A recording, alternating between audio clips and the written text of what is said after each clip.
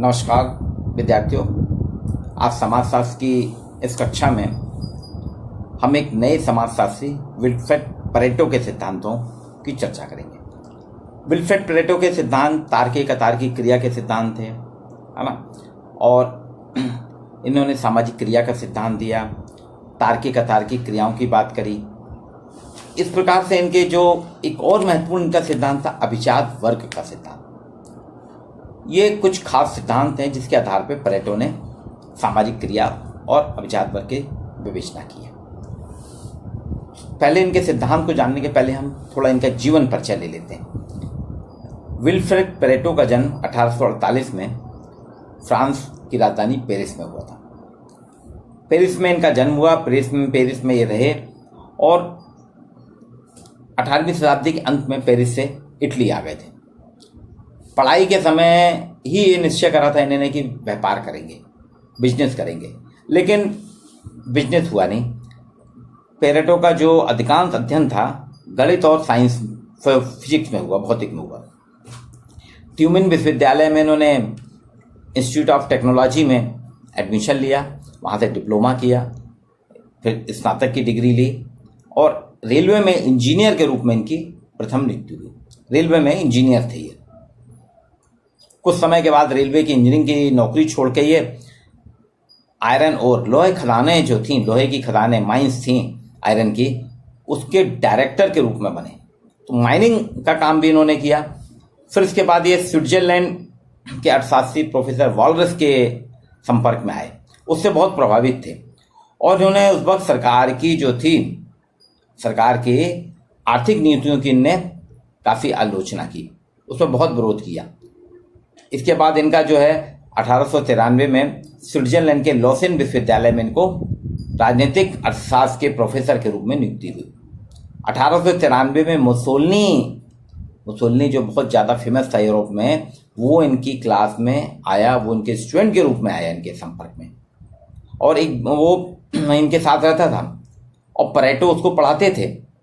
इसलिए आप देखते हैं कि एक इंजीनियर, व्यवसायी भी थे, शुरू में व्यापार भी किया ना, व्यापारी, इंजीनियर, अर्थशास्त्री और जनरल सोशियोलॉजी, सामान्य समाजशास्त्र, इस प्रकार से इन्होंने एक लंबा समय करा। तो ये जो इनका था, ये कई विधाओं के मालिक थे। व्यापारी तो थे, ये व्यापार बिजनेस भी करते, घर का बिजनेस भी संभाला इन्होंने, अर्थशास्त्री विचारधारा भी थी इनकी, समाजशास्त्री भी थी और इंजीनियर भी थे। उसके साथ साथ फासिस्टवाद के प्रणेता के रूप में परेटो जाने जाते हैं और इनका निधन जो है पेरिस में 23 अगस्त 1923 को हुआ।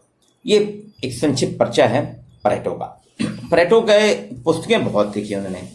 कोर्स द इकोनॉमी पॉलिटिक्स इनकी थी जो 1877 में आए। लेफ्ट सिस्टम सोशलॉजिस्ट 1902 में आई इनकी किताब। जनरल सोशियोलॉजी 1915 में। 1900 के पूर्व इटली का सत्तारूढ़ वर्ग किताब लिखी इन्होंने। 1900 के पूर्व का इटली का सत्तारूढ़ वर्ग, ये 1950। इसके साथ इनकी एक बहुत प्रसिद्ध किताब है द माइंड एंड सोसाइटी। ये 1935 में उन्होंने लिखी थी, 4 खंडों में थी। इसके 4 वॉल्यूम हैं और इस पुस्तक के पहले भाग में ही उसमें भूमिका जो लिखी है उन्होंने, परेटो ने खुद लिखा है, इस 4 खंडों को पूरा करने के लिए मेरे को 2 जोड़ी जूते और 2 जोड़ी कपड़ों में मैंने अपना जीवन चलाया है।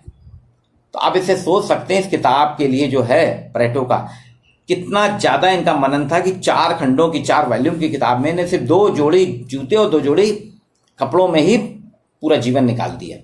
इसमें समाजशास्त्र अर्थशास्त्र के किसी विचारक के लिए बहुत ही त्रासदीपूर्ण घटना है। देखा जाए, परेटो के ज़माने में कहते थे कि कोई अर्थशास्त्र की मान्यता ही नहीं थी। तो उनका कहना था कि उस समय जो मान्यता नहीं थी समाज अर्थशास्त्र की, उनका कहना था, लोग कहते थे अर्थशास्त्र की कोई मान्यता नहीं है, लेकिन परेटो ने इस शर्त को नहीं माना। उन्होंने कहा नहीं, अर्थशास्त्र की भी अपनी अपनी मान्यता है। ये कहना गलत है कि अर्थशास्त्र की कोई सिद्धांत नहीं होता। इसके लिए एक बार एक किस्सा है, मतलब किस्सा नहीं, सच्चाई है। एक पेरिस में गोष्ठी हो रही थी नेशनल लेवल की अर्थशास्त्रियों की। उसमें कई तर्क चल रहे थे। आग्रह पूर्वक कहा जा रहा था कि जिस तरह से प्राकृतिक विज्ञान का सिद्धांत होता है वैसे अर्थशास्त्र का सिद्धांत होना चाहिए। ये परेटो रख रहे थे। विल्फ्रेड परेटो ने कहा कि प्राकृतिक विज्ञान की तरह अर्थशास्त्र के भी सिद्धांत होते हैं, उनको मानना चाहिए, लेकिन किसी ने इसको स्वीकार नहीं किया। ठीक है, एक दिन शाम को 3 दिन का सेमिनार था, तो गोष्ठी थी। दूसरे दिन ये टहल रहे थे, तो शहर में टहलते हुए ऐसे नुक्कड़ में एक आदमी मिला इनको। उससे इन्हें पूछा कि कोई भाई यहाँ कोई ऐसी होटल है जिसमें फ्री में खाना मिल जाएगा। उस अजनबी ने कहा होटलें तो यहाँ बहुत सी हैं, एक नहीं कई होटल हैं, लेकिन कोई भी बिना कीमत के, बिना शुल्क के, बिना दाम के मुफ्त में आपको खाना नहीं देगा। ये जो अजनबी था वो वास्तव में उनके साथ सेमिनार में शामिल था, गोष्ठी में। तो प्लेटो ने उससे कहा आप भी उसी गोष्ठी में, मैं भी उसी गोष्ठी में। मैंने कल ये बात की थी कि अर्थशास्त्र के भी प्राकृतिक विज्ञान की तरह सिद्धांत होना चाहिए, आपने नहीं माना, यही अर्थशास्त्र का सिद्धांत है।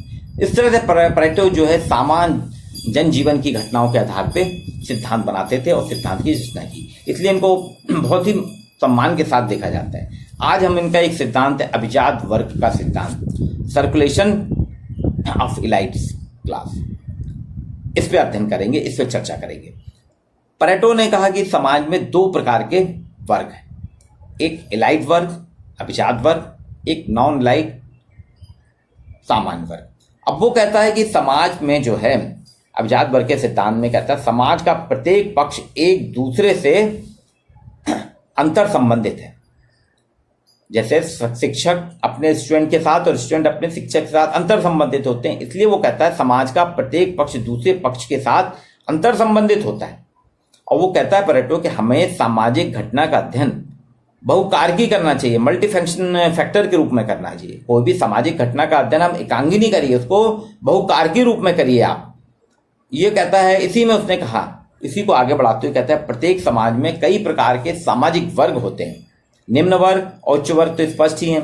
वर्गों की प्रकृति भी इसने स्पष्ट की, हर व्यक्ति समूह में हर व्यक्ति की विभिन्नता होती, हर व्यक्ति एक सा नहीं होता, और इसी विभिन्नता के आधार पे समाज में असमानता, सोशल इनक्वालिटी, सामाजिक असमानताएं निर्मित होती हैं। और विभिन्नता की स्थिति जो है वो किस कारण से होती है? प्लेटो कहते हैं विभिन्न रेसिड्यूज के कारण होती है, अवशेषों से होती है। यानी अवशेष मानव व्यवहार का आधार बनाया इन्हें, अवशेष जो होते हैं, रेसिड्यूज जो होते हैं, वो मानव व्यवहार का आधार है। अब अभिजात वर्ग में उसने कहा कि 2 प्रकार के वर्ग हैं समाज में, एक अभिजात वर्ग इलाइट्स क्लास, उच्च वर्ग जो कहलाता है, और एक नॉन इलाइट्स क्लास यानी निम्न वर्ग। अभी कहता है अभिजात वर्ग जो है समाज का कर्ता धर्ता है।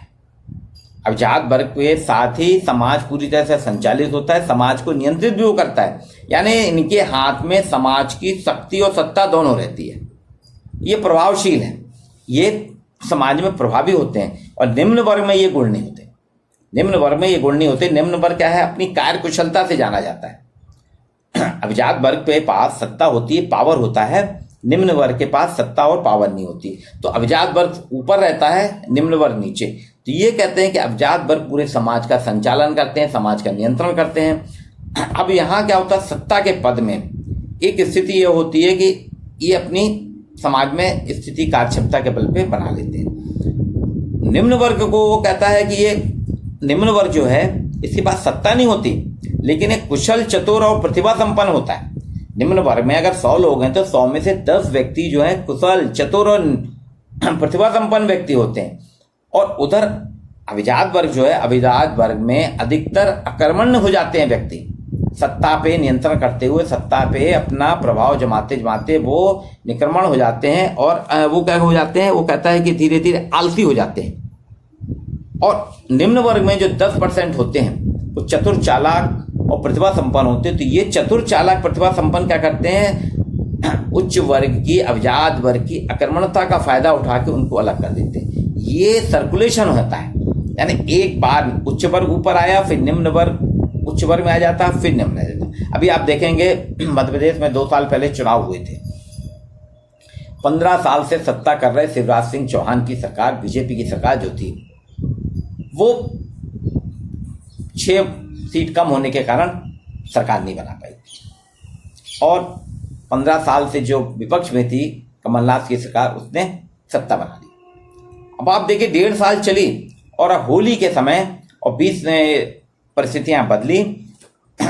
शिवराज जी जो थे निम्न वर्ग में आ गए थे और उच्च वर्ग में, अभिजात वर्ग में कमलनाथ की सरकार आ गई थी, कांग्रेस। पर वहां कमलनाथ की सरकार में कुछ अकर्मण्यता हुई और यहाँ इनके जो कुछ चतुर चालाक और प्रतिभा संपन्न थे शिवराज के साथी लोग, उन्होंने अपनी चतुराई प्रतिभा संपन्नता के आधार पे 1.5 साल की सरकार चलती हुई सरकार को अपदस्थ करके उनके कुछ विधायकों को अपने में लेके और सरकार बनाई और 24 मार्च को शिवराज सिंह चौहान बीजेपी से फिर मुख्यमंत्री बने और कमलनाथ जो मुख्यमंत्री थे वो विपक्ष में। तो ये circulation of elite class, Pareto ने इसी को कहा कि सत्ता पक्ष कभी विपक्ष में आता है, कभी विपक्ष सत्ता में। इसका मूल कारण क्या है? उसका कहना है कि सत्ता पक्ष जो है इलाइट क्लास आक्रमण होता है, ये अपने कामों में करते करते आक्रमणता आ जाती, आलस आ जाता। लेकिन निम्न वर्ग में जो है कुछ लोग बहुत चतुर और सम होते हैं। इसको उसने 2 प्रकार से उदाहरण दिया है। बोले सत्ता में मोह के कारण अधिक दिन तक वो ठहर नहीं पाता उच्च वर्ग, और सत्ता पे वो समाज में सत्ता में आ जाता ना तो शासन प्रेमी हो जाता, सत्ता प्रेमी हो जाता है और इसमें वो भ्रष्ट होने लगता है। जब बहुत दिन तक सत्ता में रहने लगता है तो उसमें भ्रष्ट होने लगता है, अपने गलत व्यवहार करने लगता है, जिसके कारण जो निम्न वर्ग के जो चालाक चतुर होते हैं वो गतिशील होते हैं, वो उनकी भ्रष्टता को पकड़ते हैं, वो तत्काल उसको लेके सौदेबाजी कर लेते हैं। इसको उसने कहा कि ये वास्तव में जो है एक वर्ग को उसने रेंटियर से तुलना करी और एक वर्ग की तुलना उसने टाइगर से करी। वो कहता है रेंटियर जो है वो शेर है और सट्टेबाज जो है वो लोमड़ी है। लोमड़ी को उसने सट्टेबाज फॉक्स कहा है। बोले शेर जो है एक बार उनको उतार फेंकता है लोमड़ी को और ये परिभ्रमण चलता रहता है।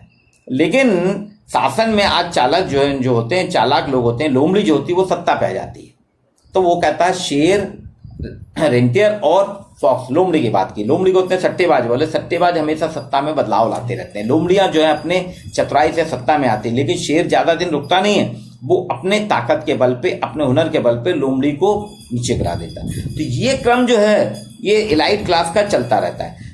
इसको उसने कहा कि परिभ्रमण जो चलता रहता है उसी के आधार पर उसने कहा कि शासन में आज चालाकी गद्दी पे है, शासन में आज चालाकी गद्दी पर है। लेकिन इसका मतलब ये नहीं समझिए आपकी हमेशा चालाकी गद्दी पर रहेगी।